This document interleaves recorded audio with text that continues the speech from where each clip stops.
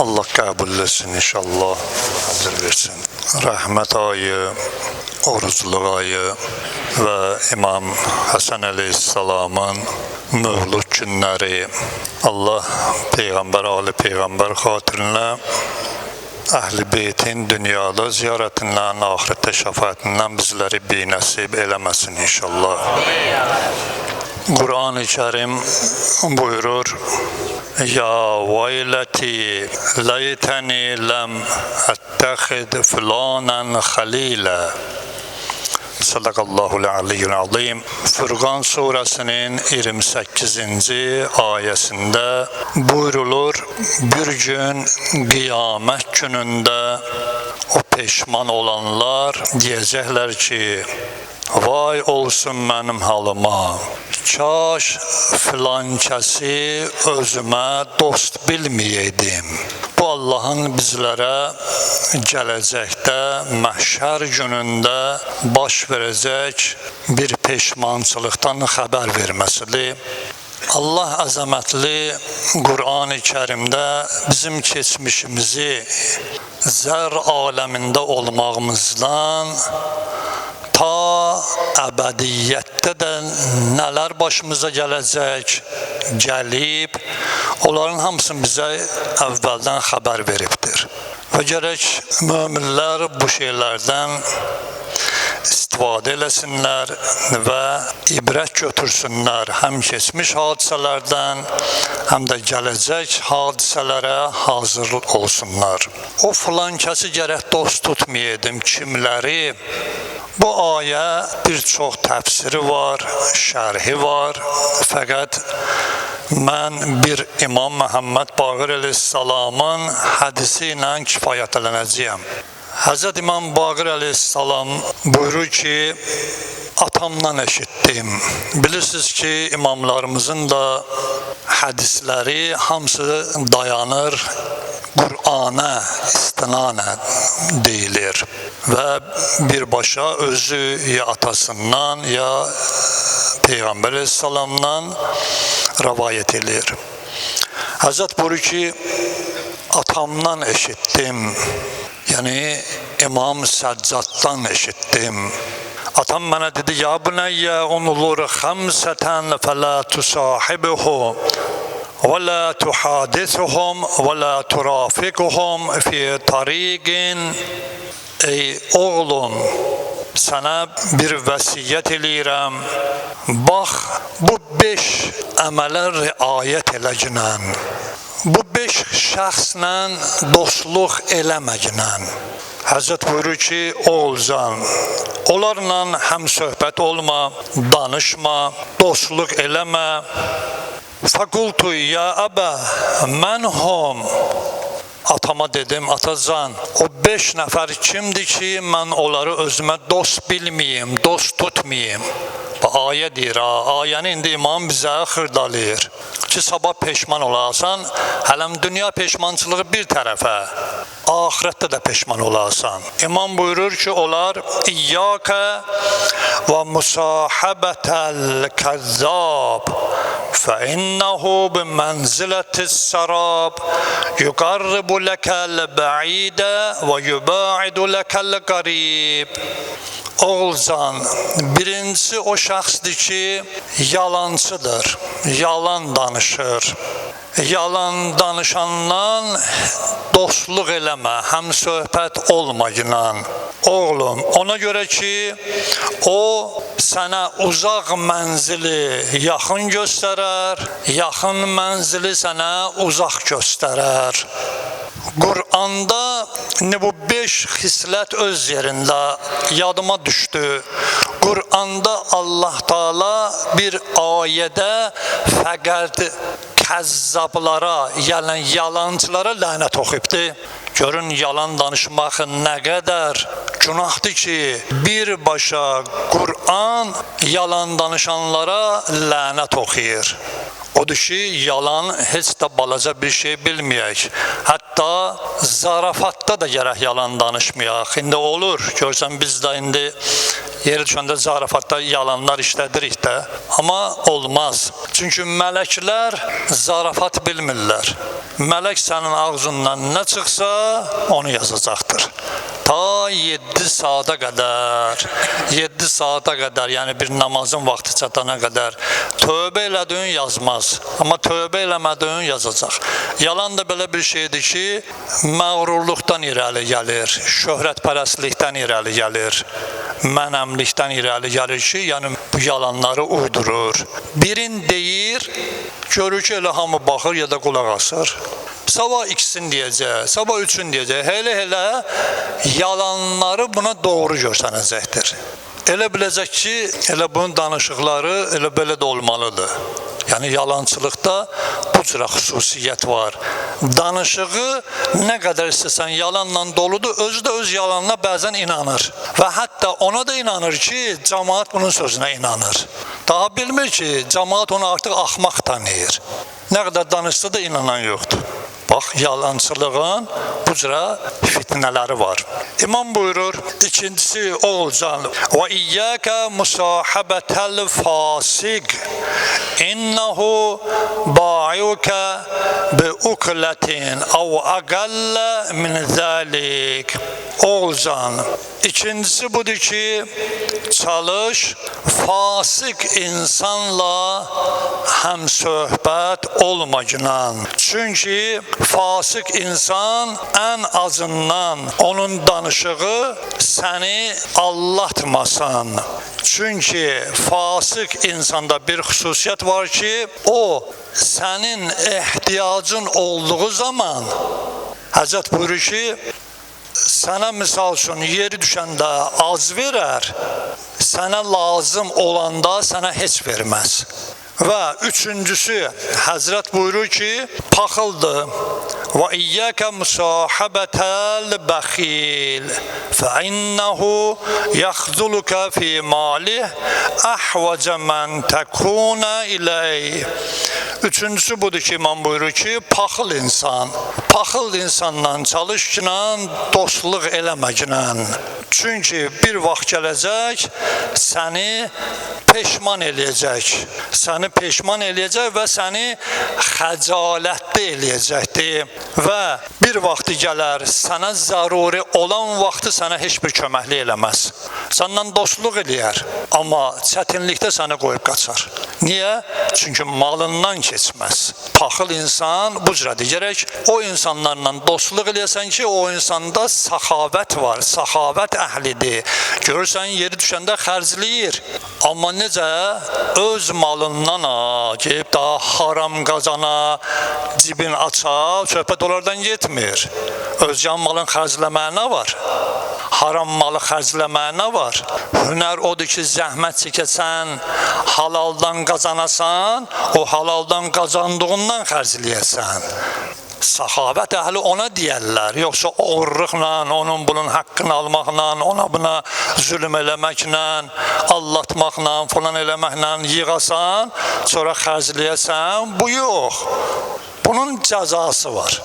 Həm xərcləyənə cəza verərlər, həm də xərclənən insan. Gərək tövbə eləyək ki, Allah, mən qələt eləmişəm, səhv eləmişəm.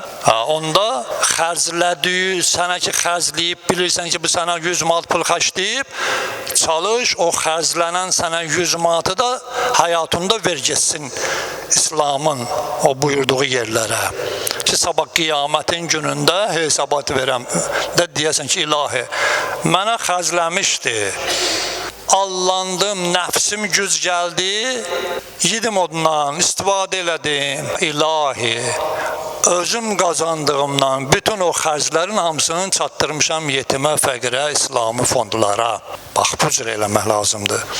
O səxavətdən söhbət düşmüşkən, səxavətli insanlardadır ki, hətta əvvəllər də mən demişdim, səxavət insanın gərək canında ola, özgən malında yox. Öz malından xərcləyənə səxavət əhli deyərlər, səxiyyun, Qur'an. Daha özgə malından xərcləyən səxavətli sayılmaz. Necə ki, Hatam-ı Tayi, bu günlərim cəhənnəm əhlidir. Amma nədir? Ərəblərdə misal vurarlar ki, sən də Hatəm-i Tai olaydın. Necə ki, məsələn, bu günlərim görsən bizdə Zeynal Abidin Tağıyevi sahabət əhli kimi tanıyırlar. Ərəblərdə də 1400 ildən bəri Hatəm-i Tai deyəndə hamısı bilir. Çünki sahabət əhli olubdur. Amma müşrik olduğu üçün nə cəhənnəmin odu onu sahabətinə görə yandıracaq, nə də ki, behişt iyin doyacaqdır. Behişlə cəhənnəmin arasında bir yer olar ki, nə əzabı var, nə də müşrik olduğuna görə behişt iyi təamı var. Dünyada çox saxavətli idi. Mən onu demişəm, amma bir də yeri gəlmişkən deyim. Qardaşı da deyir ki, mən də saxavət əhli olacağam. Çünki o qapısını açıq qoymuşdu, hər kim gəlirdi, yiyirdi, gedirdi. Gündə də nə qədər ehsan pişirirdi qapısında, qapı açıq idi. Qardaşı deyir ki, mən də olacağam. Anasına deyir ki, anası deyir, bala, səndən olmaz. Dedi, niyə? Deyir, olmaz da mən sənə deyirəm ki, səndən saxavət əhli olmaz. Dedi, get elə görəsən. Bu da gəldi, qapısını açıq qoydu. Elan elədi ki, kim ehtiyacı var, gəlsin mənim qapımda yesin, çörək yesin. Bəli, cəmaat da başladı bunun qapısına 1, 3, 5. Bu da oturmuşdu, cəmaatı qəbul edirdi. Buyurun, buyurun. Axırda axşamüstü birini saxladı. Sən hara gəlirsən? Deyir, deməmsən, gəlmişəm də. Deyir, sən elə gün orta gəlib yiyib getmirsən də.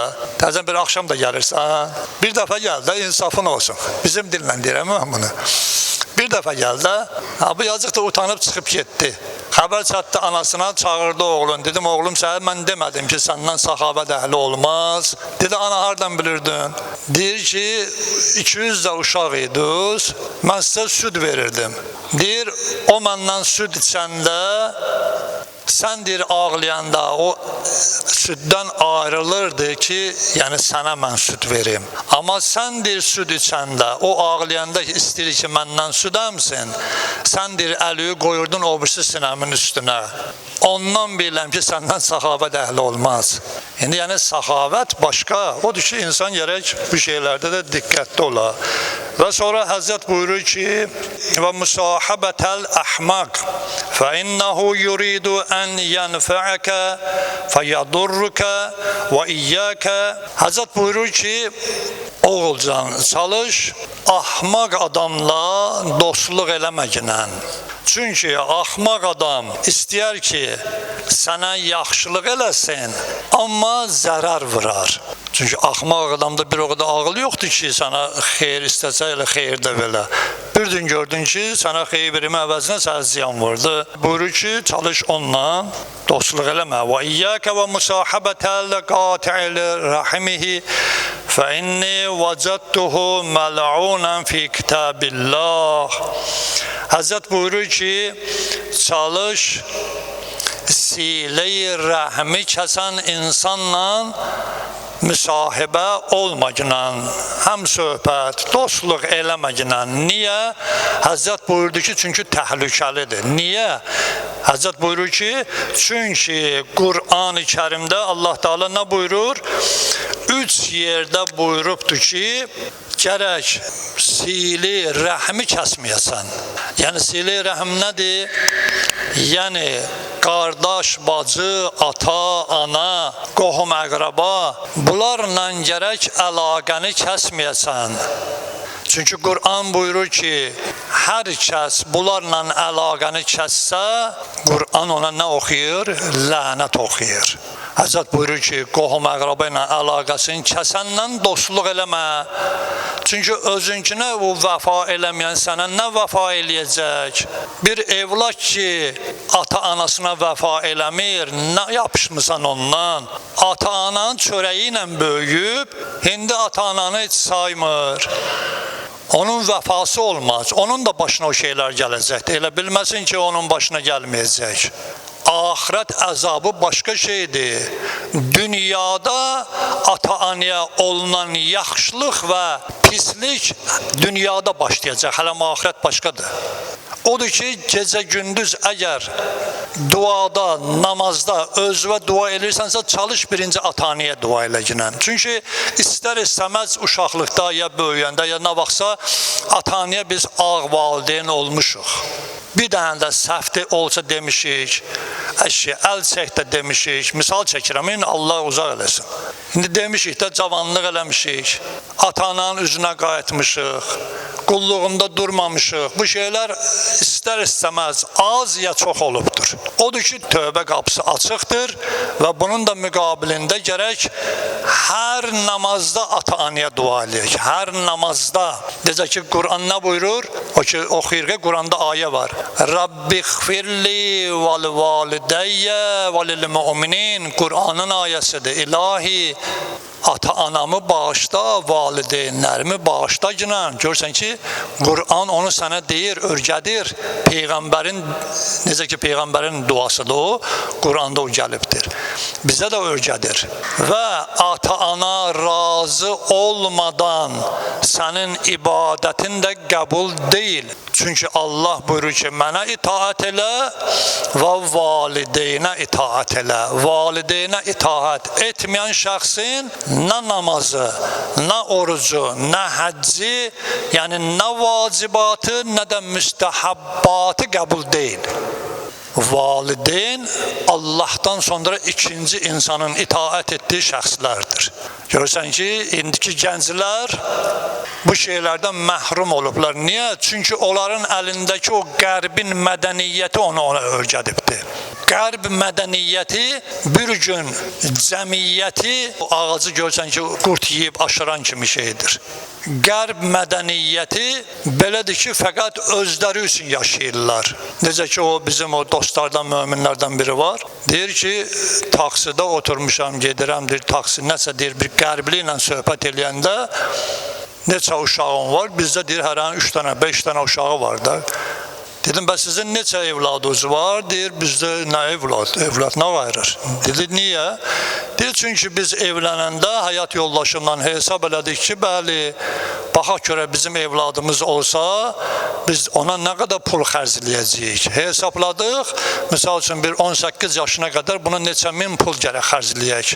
Fikirləşdik ki, nəyimizə lazımdır, ondan sonra özümüzə xərcləyək də. Yəni, artıq qərb cəmiyyəti gəlib ona çatıbdır. Onlar üçün evlad, onlar üçün qohum-əqraba, onlar üçün ata, ana bu şeylər yoxdur. Fəqət özləri üçün yaşayırlar. Yi, iç, kef elə. Necə ki, heyvan yiyib, yatır, durur, gedir, gəlir. Amma heyvanda da hələ görsən ki, öz balasına, o, belə deyək, ehtiram var. Bu mədəniyyət heyvandan da betərdir. Bir cəmiyyətdə ki, böyüyə, ata-anaya ehtiram yoxdur, o cəmiyyətdən heç nə gözləmə, o cəmiyyətdən sənə heç dost da olmaz. Çalış, o cəmiyyətlə dost ol, o insanlarla dostluq elə ki, valideyninə əzizdir. Görürsən ki, sənin dostun valideyni üçün zəhmət çəkir, bil ki, o Allahın sevdiyi bəndədir. Allah and verir Peyğəmbər Ali, Peyğəmbərə Allah and verir İzzət-i Cəlalına, valideynlərin boynumuzda olan həqqlərini gücümüz çatan qədər ödəməyimizdə bizlərə yardımcı olsun. İlahi, o valideynlər ki, biz olan haqqın ödəməmişik, ödəyə də bilmərik. İlahi, sən izzətli Allahsan, mehriban Allahsan. Əgər balaca ya böyük səhvlərimiz olubsa onlara qarşı, onların sözlərindən çıxdıq, onların sözlərini qaytardıq, ağ valideyn olduq, bu rəhmət ayında bizim tövbəmizi qəbul eləginən, onlara da əgər dünyasını dəyişiblərsə, qəniqi rəhmət elə, əgər dünyada varlarsa, ilahi onlara xeyirli, sağlam, itaətkar bir ömür bəxş elə. İlahi Peyğəmbər, Ali Peyğəmbər xatirinə. O əzizlərimiz ki, ilahi bizdən ötəri canlarından keçdilər, əziz şəhidlərimiz. Onlara da Peyğəmbər, Ali Peyğəmbərdən ayrı salma və əziz qazi qardaşlarımıza can sağlığı bəxş elə, gələcək günlərimizi xeyrə mübəddəl elə. İlahi, bu əmin amanlığı bizim əlimizdən almagınən və o yerlərdə, o ölkələrdə ki, əlal xüsusda ki, büyünlərim görürsünüz, əhl-i beyt aşiqlərini qana bulurlar, orada da tezliklə sülh bərqərar elə və zalimları dünya axirətdə zəlil və xar eləginən və Peyğəmbər, ali Peyğəmbər xatirinə bu əllərimizi öz dərgahından əli boş qaytarmaginən özümüzü, əzizlərimizin salamatçiliyi, gələcək günlərimizin xeyirli olması üçün və o insanlar ki, xalqımızdan ötəri çalışarlar, xalqımızın dinindən, qeyrətindən, namusundan ötəri çalışarlar, gizlin ya aşkar. Hətta o insanlar ki, gələrlər meçiddə bu günlərim Allahla danışarlar, möminlərlə həmsöhbət olarlar. Bunlar hamısı mənəviyyətə yardımdır. İlahi, onlara xeyirli, bərəkətli ömür əta eləginən özümüz üçün, gələcək nəsillərimiz üçün, əziz şəhidlərimiz üçün və aramızdan gedən möminlərə yad eləyək. Rəhmət ayıdır. Dünyanın bütün o yerlərində ki, Allaha öz tutub ibadət eləyənlər var, möminlərin də salamatçılığı ilə bahəm 3 salavat hədiyyə eləyək. Allahümme